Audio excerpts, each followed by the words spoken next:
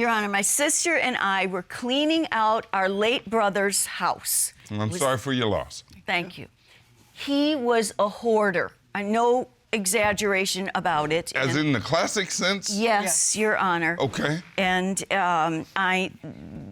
it was more than we could handle. That's a big job. It was enormous. So I found the flyer from the defendant about his business, and it was something called Manly Men Waste Removal. We thought that'll be great. We contact him, thinking he's going to send us these, young, strapping, strong guys, studs, help us get this stuff out so we can sell the house.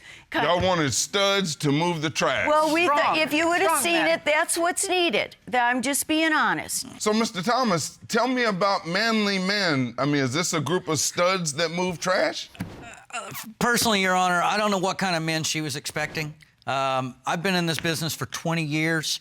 I've never had an accident or injury up to this point. I'm not sure what kind of men she was expecting, but I mean, you're no spring chicken yourself. Yeah, but well, hold on now. Listen. First thing we're gonna do. Hold on for a minute. First thing we are going to do is let you understand this is my courtroom. Yes, sir. In my courtroom, no one gets insulted. Yes, Your Honor. Thank you. So is this what your brother's house looked like? Yes, Your Honor, and that's why we needed help. I was very honest with him about the situation. If it was something moderate, we could have done it ourselves. It was way beyond what we could handle. So he shouldn't have been surprised that a big dumpster was needed. No, and this is how he promotes his company. So I'm sorry, that's how we had an image by the way he promotes himself. So we were less than impressed when him and his partner show up and we get these two middle-aged, lazy slobs. Okay, so hold on for a minute. There's goose and gander theory in this courtroom. Just like I don't want him to insult you, you can't insult him. We can't do that.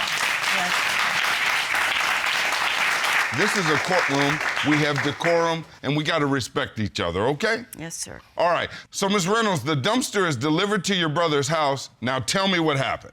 We had gone over the paperwork, and then all of a sudden he just left. We didn't know where he was. No, well, we saw him get in the truck, but he didn't give us any instructions, so I thought maybe he was going to get me a receipt or something for what we had agreed on.